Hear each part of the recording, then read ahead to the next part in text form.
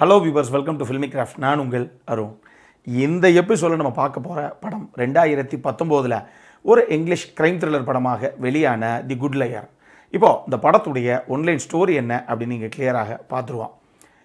வயசான ஒரு திருடன், அந்த ஆளுடைய வேலையே என்ன அப்படின்னா வயசான பாட்டிகளாக பார்த்து டார்கெட் பண்ணி கடைசியாக பேசி பழகி அவங்களுடைய சொத்தை உஷார் பண்ணுறது தான் அந்த ஆளுடைய வேலை. அப்படி இவர் கடைசியாக இவருடைய டாஸ்கில் அடுத்ததாக ஒரு பார்ட்டியை கார்னர் பண்ண போக இதுக்கப்புறம் இவர் சந்தித்த சம்பவங்கள் தான் இந்த படத்துடைய ஒன்லைன் ஸ்டோரியே. இப்போது இந்த படத்துடைய டீட்டெயில் ரிவ்யூக்கு போகலாம். முதல்ல அந்த படத்துடைய கதை என்ன அப்படிங்கிறத கிளியராக பார்த்துருவோம். படத்தில் நம்ம கதாநாயகனுடைய பேர் ராய் கோட்னி. இவர் ஒரு தாத்தா, ஆனால் பேசிக்காக இந்த ஆள் ஒரு திருடன். இவருக்கு வின்சென்ட் அப்படின்னு சொல்லி கூடையே கூட்டாளி மாதிரி, அதாவது இவர் பண்ணுற திருட்டு வேலைகள் எல்லாத்துலேயும் கூட இருந்து ஹெல்ப் பண்ணக்கூடிய ஒரு நபரும் கூட வர்றாரு இந்த படத்தில். இவங்களுடைய வேலையே என்ன, இந்த ரெண்டு பேரும் சேர்ந்து இது இல்லை, இது ஒரு நிறைய பேர் இருக்காங்கன்னு வச்சுக்கோங்களேன். இருந்தாலும் நம்ம கதாநாயகனுடைய வேலையே என்ன அப்படின்னு பார்த்தீங்கன்னா இந்த வயசான பாட்டிகள், அதுவும் யாருமே இல்லை, கணவன் கூட கிடையாது, இப்போ நான் ஒரு விடவாக தான் இருக்கேன் அப்படிங்கிற மாதிரி பாட்டிகளாக பார்த்து கார்னர் பண்ண வேண்டியது, அந்த பாட்டிக்கிட்ட பேசி பழகிற மாதிரி பழக வேண்டியது, அதுக்கப்புறம் தான் ஒரு ரொம்ப உத்தமன் நல்லவன் அப்படிங்கிற மாதிரி ஒரு நல்ல பாத்திரமாக அவங்கக்கிட்ட பேர் வாங்க வேண்டியது. அதுக்கப்புறம் அப்படியே கொஞ்சம் கொஞ்சமாக டெய்லி அவங்க கூட இப்படியே முட்டு கொடுத்துக்கிட்டே இருந்தோம் அப்படின்னா இந்த வயசானவங்களை பற்றி உங்களுக்கு தெரியும் இல்லையா. ஒரு லிமிட்டுக்கு மேலே எனக்கு எவ்வளோ கஷ்டம் தெரியுமா, என் வீட்டில் என் பிள்ளைங்க எப்படி இருக்குது, பையன் எப்படி இருக்குது, பொண்ணுங்க அப்படி இருக்குன்னு எல்லாத்தையும் ஒன்று ஒன்றா சொல்ல ஆரம்பிப்பாங்க. அதுக்கப்புறம் இவ்வளோ பணம் வச்சுருந்து என்ன பண்ண, என் அக்கௌண்ட்டில் எவ்வளோ பணம் இருக்குது அப்படின்னு சொல்ல ஆரம்பிப்பாங்க. இந்த மாதிரி ஒரு விஷயமாக அவங்கக்கிட்ட இருந்து கறந்து கடைசியாக மொத்தமாக பணத்தையும் கறந்துட வேண்டியது, அதுதான் இவருடைய வேலையை. இப்படி ஒன்றொன்னா இதே மாதிரி சமாச்சாரமாக பண்ணிக்கிட்டு இருக்காப்பு இல்லையா. இப்போ கடைசியாக நம்மளுடைய கிளைண்ட், அதாவது யார் அடுத்து உஷார் பண்ணி யாருடைய பணத்தை உஷார் பண்ண போகிறாரு அப்படின்னு ஒரு ஆளை செட் பண்ணுறாப்புல. அந்த செட் பண்ண ஆள் யார் அப்படின்னு பார்த்தீங்கன்னா அவங்களுடைய பேர் பெட்டி. அவங்க கணவனை ஒரு வருஷத்துக்கு முன்னாடி இழந்த ஒரு பாட்டி அந்தம்மா.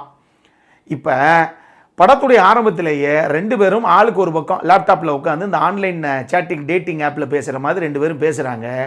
அப்போ நான் இந்த மாதிரி நல்லவன் நாணயமானவன் அப்படி அப்படின்னு நம்மால் எல்லாமே சொல்கிறது அம்பிட்டும் போய் தான், ஏன்னா இந்த தான் திருடன் நமக்கு தெரியுமே. படத்துடைய முதல் சீன்லேயே கிளியராக ஜஸ்டிஃபை பண்ணிடுவாங்க அந்த விஷயத்தை. இவர் எல்லா பொய்யையும் சொல்லி இங்கேருந்து இவர் ஆன்லைனில் பண்ணிக்கிட்டு இருப்பாப்புல, அந்த பக்கம் இருந்து அந்த பாட்டிமா எல்லாத்தையும் பண்ணிக்கிட்டு இருக்கோம். இப்போ சரி ஓகே, நம்ம ரெண்டு பேரும் ஹோட்டலில் மீட் பண்ணுவோம், மோத்தில் அந்த ஹோட்டலுக்கு வந்துருங்க அப்படின்னு சொல்லி பேச ஆரம்பிப்பாங்க. ஆரம்பத்திலேயே இவங்க ரெண்டு பேர்த்துக்குள்ளே ஒரு நல்ல புரிந்துணர்வும் வர ஆரம்பிச்சிடும். இப்போ எனக்கு கால் ரொம்ப இதாக இருக்குது, நடக்கவே முடியல, ஏன்னா ரெண்டு பேரும் தாத்தா பாட்டி தான், புரிஞ்சுக்கோங்க. இந்த ஆள் தான் அப்படி ஒரு மட்டமான ஆள். சரி ஓகே, கால் என்னால் ஒன்றுமே நடக்க முடியல, ரொம்ப கஷ்டப்படுறேன் அப்படிங்க. பரவாயில்லையே, நீங்கள் வெளியே இதை போய் சுற்றிக்கிட்டு இருக்கீங்க, எங்கள் வீட்டிலே கூட தங்கலை அப்படின்ற அந்த பாட்டி. இப்போ நேராக அந்த பாட்டி வீட்டிலே போய் தங்குற லெவலுக்கு நம்ம ஆள் போயிடுவாப்புல. ஆனால் அந்த பாட்டிக்கு ஒரு பேரன் ஒருத்தன் இருப்பான். அந்த பேரன் அடிக்கடி இந்த பாட்டியை வான் பண்ணிக்கிட்டே இருப்பேன். இங்கே வரு, யார் இந்த கிழவன், யாரோ ஒருத்தர் திடீர்னு வீட்டில் கூப்பிட்டு வந்து பல விஷயங்களை தேவையில்லாமல் டிஸ்கஸ் பண்ணிக்கிட்டு இருக்கேன். பாட்டியே இன்றைக்கெல்லாம் மோசமாக இருக்குது உலகம், ஆள் யாருன்னு தெரியாமல் திடீர்னு இந்த மாதிரிலாம் யார்கிட்டையும் பேசி பழகாத அப்படிங்கிற மாதிரி சொல்லிக்கிட்டு இருப்பேன். அது நம்ம ஊர் பாட்டி மாதிரி, டே போடா எனக்கு தெரியாதா என்ன வரணும்னு அப்படின்னு அந்த பாட்டி அது மாட்டுக்கு அது வேலையை பார்த்துக்கிட்டு இருக்கான். ஆனால் இதுக்கப்புறம் நம்ம தாத்தா ஓகே, இந்த குகும் தாத்தா இந்த பாட்டியை எப்படியாவது உஷார் பண்ணி இருக்கிற சொத்து பத்தெல்லாம் உருவிடலாம் அப்படின்னு ஒரு திட்டத்தை போட்டு களத்தில் இறங்க, இவரே எதிர்பார்க்காம அடுத்தடுத்து இவருடைய வாழ்க்கையில் அரங்கேறின சம்பவங்கள் தான் இந்த படத்துடைய மொத்த கதையை. இந்த படத்தை பொறுத்தளவுக்கு எனக்கு ரொம்ப ரொம்ப பிடிச்ச விஷயம் என்ன அப்படின்னா ஒரு சிம்பிளான நாட்டு தான். இந்த படம் பேசிக்காக முதல்ல ஒரு எக்ஸ்பெக்டேஷனை செட் பண்ணிடுறேன். இந்த படம் ஒரு ஸ்லோ பேர்னிங் க்ரைம் ட்ராமா தான், அதை மைண்டில் வச்சுக்கிட்டு பார்க்கணும் அப்படிங்கிறவங்க பாருங்கள். ஆனால் இந்த படத்தில் நம்ம நீங்கள் எதிர்பார்க்காத ஒரு ட்விஸ்ட்டும் இருக்குது. அந்த ஒரு ட்விஸ்ட்டில் தான் பரவாயில்ல, இந்த மேட்டரை நாங்கள் எதிர்பார்க்கல அப்படிங்கிற ஒரு ஃபீல் அந்த படம் கொடுக்குது. ஸோ ஒரு நல்ல க்ரைம் ட்ராமா தான் இது. நல்ல உலக படங்கள் மெதுவாக போனால் கூட படத்தில் ஏதோ ஒரு இடத்துல சுவாரஸ்யம் இருக்குது, ஏதோ ட்விஸ்ட் இருக்குது அப்படிங்கிற மாதிரி கதைக்களங்கள் விரும்பி பார்க்கக்கூடிய நபர்கள் கண்டிப்பாக இந்த படத்தை நீங்கள் பாருங்கள். இன்னொரு பக்கம் இவங்க ரெண்டு பேர்த்துக்குள்ளே இருக்கக்கூடிய அந்த கெமிஸ்ட்ரி இருக்குது பாருங்கள், இதைத்தான் நம்ம உள்ளூர் படங்களில் பல தடவை சொல்கிறது. நல்லா யோசிச்சு பார்த்துக்கோங்க. ஒரு ஃபீமேல் லீடு மேல் லீடுன்னு ரெண்டு பேர் வந்துட்டாங்க, அது ஹீரோ ஹீரோயினாக இருக்குனுங்கிற அவசியம் கிடையாது. இந்த மாதிரி வயசான தாத்தா பாட்டியாக கூட வச்சுக்கோங்களேன். இவங்களா இருந்தால் கூட ஒருத்தர்கிட்ட ஒருத்தர் எப்படி பேசுகிறாங்க, எந்த மாதிரி ரியாக்ட் பண்ணுறாங்கங்கிற விஷயத்தில் பர்ஃபார்மன்ஸில் தட்டுற ஒரு மேட்டர் இருக்குது பார்த்தீங்களா. அங்கே தான் பரவாயில்ல, ஒரு நல்ல கெமிஸ்ட்ரி இருக்குல்ல ரெண்டு பேர்த்துக்குள்ளேயும் அப்படிங்கிற ஒரு ஃபீலே நமக்கு வரும். இந்த படத்தில் அந்த ஃபீல் வரும். சூப்பராக பண்ணியிருப்பாங்க ரெண்டு பேருமே. அதுவும் அந்த படத்தில் வந்து இயன் மெக்கனல் தான் வந்து ஹீரோவாக பண்ணியிருப்பார், அந்த தாத்தாவாக பண்ணியிருப்பார். ஹெலன் மிரன் தான் வந்து அந்த பாட்டியாக பண்ணியிருப்பாங்க. யோசிச்சு பார்த்துக்கோங்க. என்றைக்குமே அதாவது ஆண்களுக்கு என்றைக்குமே பெண்கள் மேலே ஒரு ஈர்ப்பு இருக்குது. ஆண்களை ஈர்க்கக்கூடிய ஒரு விஷயமாகத்தான் என்றைக்குமே பெண்கள் இருக்காங்க. அது எவ்வளவு வயசானாலும் அப்படிங்கிறது அந்த படத்தில் பல இடங்களில் ஹெலன் மிரன் மிரட்டி விட்டுருப்பாங்க பர்ஃபார்மன்ஸில்.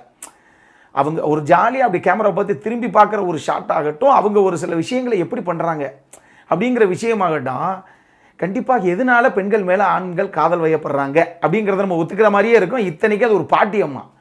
அதுதான் அந்த கேரக்டரில் சின்ன சின்ன விஷயங்களை எப்படி அந்த கதாபாத்திரத்தை கிளியராக போர்ட்ரே பண்ணுறது, ஸ்க்ரீனில் கொண்டு வர்றதுங்கிற விதம் செம்மையாக பண்ணியிருப்பாங்க. எனக்கு இந்த ரெண்டு பேருடைய பர்ஃபார்மன்ஸ் தான் அந்த படத்துடைய ஓவரால் ஹைலைட்டே. இவங்க ரெண்டு பேருடைய பர்ஃபார்மன்ஸில் தான் கழுதையில் எவ்வளோ பெரிய ட்விஸ்ட் ஒன்று பின்னாடி இருக்குங்கிறதே நமக்கு கடைசி வரைக்கும் தெரியாமல் போயிடும். ஸோ அந்தளவுக்கு நீட்டான ஒரு பர்ஃபார்மன்ஸு அப்படின்னு சொல்லலாம். தோபியாஸுடைய சினிமோட்டோகிராஃபியும் கண்டிப்பாக நீங்கள் சொல்லணும், செம்மையாக பண்ணியிருப்பார். நம்ம சொல்கிறது உண்டு பாருங்கள், அப்படியே பளிங்கு மாதிரி இருக்கும், தொட்டு போட்டு வச்சுக்கலாங்க அப்படிங்கிற அளவுக்கு சினிமோட்டோகிராஃபின்னு அவ்வளவு தெளிவாக காட்சிகளை பதிவு பண்ணியிருப்பார் அவர். ஸ்டன்னிங்கான ஒரு சினிமோட்டோகிராஃபி, டிஐ டீமை செம்ம கலரிங் ஏற்றி செம்மையான ஒரு மூடை செட் பண்ணியிருப்பாங்க இந்த படத்துக்கு. அதே மாதிரியே இந்த படத்துடைய எடிட்டிங்கும் சரி, மியூசிக்கும் சரி, இது ரெண்டுமே சின்ன சின்ன விஷயங்கள், அது ரொம்ப மைன்யூட்டான விஷயங்களாக இருக்கட்டும், பட் அதை எந்த அளவுக்கு அந்த சீனை என்ஹான்ஸ் பண்ணலாம் அப்படிங்கிறதுக்கு யூஸ் பண்ணியிருப்பாங்க. அதுக்கு நான் முதல்ல சொன்னேனே, இந்த ரெண்டு பேரும் லேப்டாப்பில் உட்காந்து ஒருத்தரை பற்றி ஒருத்தர் இன்ட்ரோ கொடுத்துக்கிற அந்த மேட்ரு, அதுலேயே உங்களுக்கு தெரியும் எந்த மாதிரி ஸ்மார்ட்டாக எடிட் பண்ணியிருக்காங்க, அது எந்த மாதிரி வந்து மியூசிக்கில் கொண்டு வந்திருக்காங்கன்னு. சூப்பராக இருந்தது அதுவுமே அப்படின்னு தான் சொல்லணும். இந்த படத்தில் அடல்ட் கான்டென்ட் அப்படின்னா கண்டிப்பாக ஒரு சில விஷயங்கள் இருக்குது. நீங்கள் பார்த்துட்டு அதுக்கப்புறம் நீங்களே டிசைட் பண்ணிக்கோங்க. மைல்டான ஒரு சில விஷயங்கள் இருக்குது, அது நீங்களே பார்த்துட்டு டிசைட் பண்ணிக்கோங்க. இப்போது நம்மளுடைய அடுத்த செக்மெண்ட்டான இன்ட்ரெஸ்டிங் ஃபேக்ட்ஸ் அபவுட் தி மூவிக்கு போகலாம்.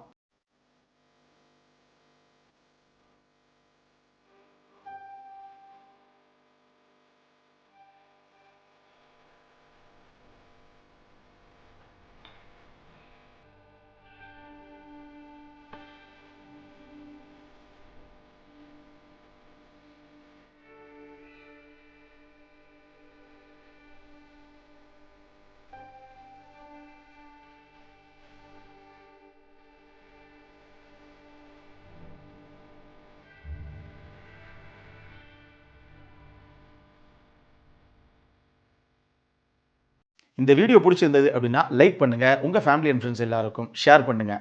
உங்களுடைய கருத்துக்கள் எதுவாக இருந்தாலும் கீழே இருக்கக்கூடிய கமெண்ட் செக்ஷனில் பதிவிடுங்க. வீடியோவை க்ளோஸ் பண்ணுறதுக்கு முன்னாடி மறக்காமல் நம்ம சேனலுக்கு சப்ஸ்கிரைபும் பண்ணுங்கள். அப்போ பக்கத்தில் இருக்கக்கூடிய நோட்டிஃபிகேஷன் பெல் ஐக்கானையும் கிளிக் பண்ணிவிடுங்க. அப்போ தான் எங்களுடைய வீடியோஸ் எல்லாம் உங்களை ஆன் டைம் வந்து சேரும்.